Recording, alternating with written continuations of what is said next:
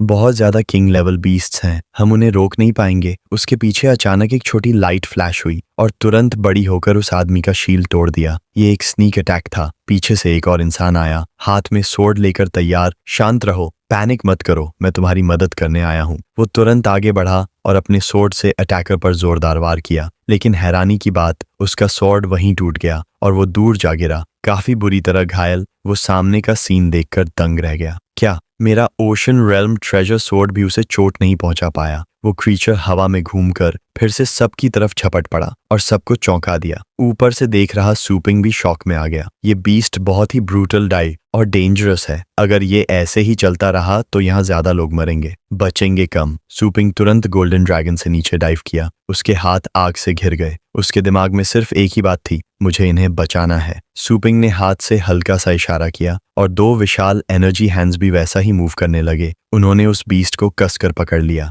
Demon suppressing God fist उसके पकड़ में आते ही उस बीस्ट ने अपनी असली फॉर्म दिखाई। वो एक गोल्डन विंग्ड किलर सिकाडा था, लीफ इंसेक्ट टाइप का, जिसकी ब्लड लाइन लेजेंड रेल्म की थी। सूपिंग जमीन पर उतरा, तभी पीछे से किसी ने आवाज दी, बहादुर वॉरियर, उसकी वीकनेस उसके विंग्स हैं। सूपिंग ने तुरंत जवाब दिया, मुझे पता है, अब मैं उसके विंग्स तोड़ दूंगा। उसने अपनी मुट्ठी कसी और एनर्जी हैंड्स ने भी उस इंसेक्ट के विंग्स को दोनों तरफ से पकड़ लिया। अचानक उसके बॉडी का पिछला हिस्सा चमक उठा, जैसे वो कुछ करने वाला हो, और अगले ही पल उसने अपनी स्किन छोड़ दी और पकड़ से निकलकर उड़ गया। वो इंसेक्ट तेजी से दूर भाग गया। पीछे खड़े लोग वहीं के वहीं रह गए, हिल तक नहीं पाए। एक आदमी गुस्से में बोला, साला, उसे भागने नहीं देना चाहिए था। उसका शरीर बहुत स्ट्रांग है, वो जल्दी ही नए विंग्स रीजेनरेट कर लेगा। सूपिंग उसके पास खड़ा था, पूरी तरह काम, जैसे कुछ हुआ ही नहीं। चिंता मत करो, वो मुझसे बच नहीं पाएगा। उसने फिर से लिटिल स्केलेटन को बुलाया, लिटिल स्केलेटन, जल्दी खत्म करो। लिटिल स्केलेटन ने आदेश माना और बिजली की तरह उड़कर भागते हुए इंसेक्ट को दो टुकड़ों में काट दिया। अचानक सूपिंग के पास दूसरे डीमन बीस्ट्स उस पर हमला करने के लिए मुड़ गए। सूपिंग की आंखों में किलिंग इंटेंट चमक उठा, पूरा शरीर आग से घिर गया।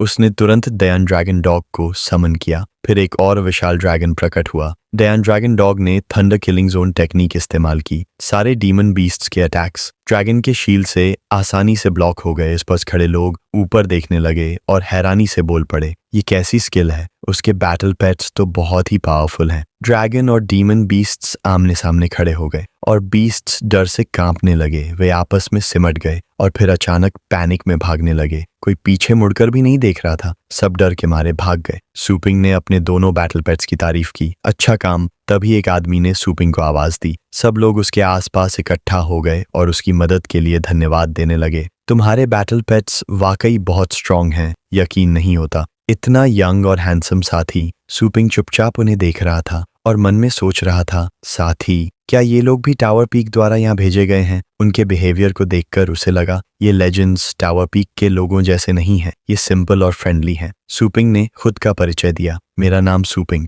क्या तुम लोग यहाँ कैद हो? वो आदमी तुरंत बोला, भाई सूपिंग, तुम गलत समझ रहे हो, हम कैदी नहीं हैं, हम लेजेंड्स हैं जो खुद अपनी इच्छा से यहाँ गार्ड कर रहे हैं। ये सुनकर सूपिंग थोड़ा कंफ्यूज्ड हो गया। तुम्हारी बात से लगता है कि तुम टावर पीक से आगे भेजे हुए रीइंफोर्समेंट नहीं हो। सूपिंग ने शांत स्वर में कहा, टावर पीक मुझे कमांड करने की अथॉरिटी नहीं रखता। उसने उन्हें टोकन दिखाया और बोला, लेकिन टावर पीक के टावर मास्टर ने मुझे यहाँ एक चीज ढूंढने के लिए भेजा है। उसे देखने के बाद एक आदमी ने अपने कैप्टन को बुलाया, ये जरूर टावर पीक का टोकन है। उनका कैप्टन आगे आया और सम्मान से बोला, मैं एस प्रिजन बॉर्डर का टीम लीडर हूँ। सूपिंग मन ही मन सोचने लगा, तो इस जगह का नाम एस प्रिजन बॉर्डर है। वूसियो नाम का आदमी विनम्रता से बोला, ब्रदर सूपिंग, क्या मैं पूछ सकता हूँ आप क्या ढूंढ रहे हैं? सूपिंग ने गंभीर होकर पूछा, क्या तुम लोगों ने कभी उस फ्रूट के बारे में सुना है? आसपास मौजूद सभी लोग अनजान थे। वूसियो ने काफी देर सोचा, फिर सिर हिलाकर बोला, माफ करना, मैंने इसके बारे में कभी नहीं सुना। सूपिंग पूरी तरह आश्वस्त नहीं था। उसकी नजरें थोड़ी तेज हो गईं। क्या सच में इन्हें नहीं पता,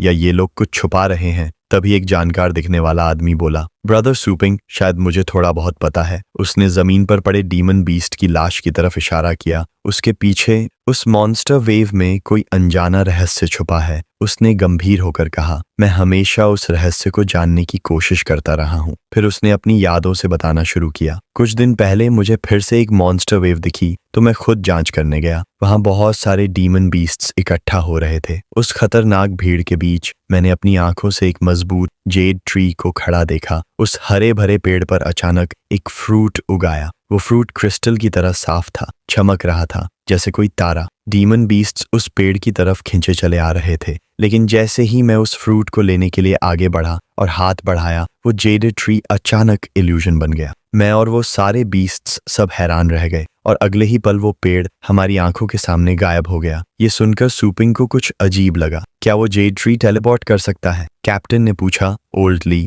क्या तुम्हारा मतलब है कि वो मॉन्स्टर वेव उसी फ्रूट की वजह से यहाँ आती है? ओल्ड ली ने दाढ़ी सहलाते हुए सिर हिलाया। मैं सिर्फ शक कर रहा हूँ, अभी मेरे पास कोई प्रूफ नहीं है। फिर उसने सूपिंग की तरफ देखकर कहा, लेकिन ब्रदर सूपिंग, ये सबसे रहस्यमयी चीज है जो मैंने इस फॉर्मेशन में देखी है। क्या ये वही फ्रूट हो सकता है जिसे तुम ढूंढ रहे हो? सूपिंग ने जवाब दिया, सच कहूं तो मेरे पास कोई और क्लू नहीं है। मुझे इसी लीड पर ट्राई करना होगा। कैप्टन ने फिर पूछा, ब्रदर सूपिंग, टावर पीक इस चीज को क्यों ढूंढ रहा है? सूपिंग कुछ सोचने लगा। उसका एक्सप्रेशन अचानक भारी हो गया और उसने कहा, 4 किंग्स में से एक अब भी मॉर्टल वर्ल्ड में तबाही मचा रहा है। एक सीन उभरा, छोटे छोटे इंसान एक वर्ल्ड स्फीयर के अंदर, चारों तरफ काउंटलेस डीमन बीस्ट से घिरे हुए, और बाकी 3 बीस्ट किंग्स हेवनली रेल्म से वापस अर्थ पर आने वाले हैं। सिर्फ वही इंसान जो उस फ्रूट को खाएगा स्टारी स्काई रेल्म तक पहुंच पाएगा और उन्हें हरा सकेगा। कैप्टन ये सुनकर शॉक में आ गया। उसे यकीन ही नहीं हुआ, इतनी बड़ी घटना कॉन्टिनेंट में हो रही है। सूपिंग ने शांत होकर कहा, ये कोई सीक्रेट नहीं है, ये कॉमन नॉलेज है मम। तुम लोग यहाँ गार्ड कर रहे हो, क्या टावर पीक ने तुमसे कांटेक्ट नहीं किया? एक 1 आर्म्ड आदमी ने सिर खुजलाते हुए कहा, 10 डायरेक्शन हेवन लॉकिंग फॉर्मेशन के अंदर कंडीशन बहुत खराब है,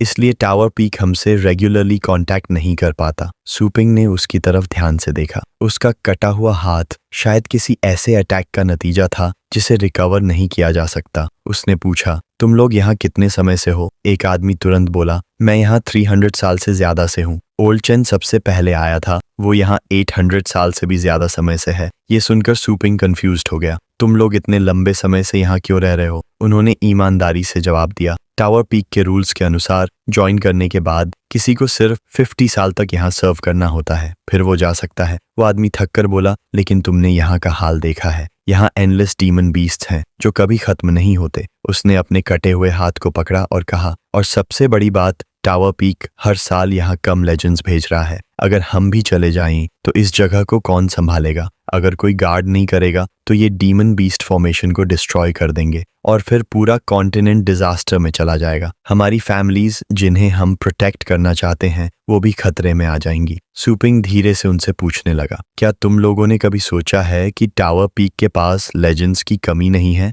बल्कि शायद वो खुद यहाँ आना ही नहीं चाहते? ये सुनकर सभी लोग एक दूसरे को देखने लगे। उनके चेहरों पर नाराजगी साफ थी। इतने सालों से यहाँ रहकर वो सब बहुत कुछ समझ चुके थे। वूसियो का चेहरा गंभीर हो गया, जैसे उसने सब स्वीकार कर लिया हो। इतने सालों में बहुत से लेजेंड्स यहाँ आए हैं। हम जानते हैं बाहर के लेजेंड्स कैसे होते हैं, कौन आता है और चला जाता है और कौन यहाँ आने से बचता है, ये उनका चॉइस है। फिर उसकी आवाज और मजबूत हो गई, लेकिन यहाँ रहना भी हमारा ही चॉइस है। पूरी टीम का जोश अचानक बढ़ गया, उनका मोराल ऊंचा हो गया। लेजेंड सिर्फ एक टाइटल नहीं है, ये हमारी इज्जत और डेडिकेशन है। एक लेजेंड होने के नाते ये हमारी जिम्मेदारी है कि हम इस बर्डन को उठाएं। सूपिंग ने उन्हें नरमी से देखा और धीरे से कहा, तुम सब असली लेजेंड्स हो। ओल्ड लाई मुस्कुराया। उसने सूपिंग के कंधे पर हाथ रखा। हमें उम्मीद है कि तुम वो फ्रूट ढूंढ लोगे और 4 किंग्स को रोक पाओगे। हमारी फैमिलीज बाहर हैं और अब वो तुम पर डिपेंड करती हैं। अचानक ओल्ड ली का चेहरा फीका पड़ गया।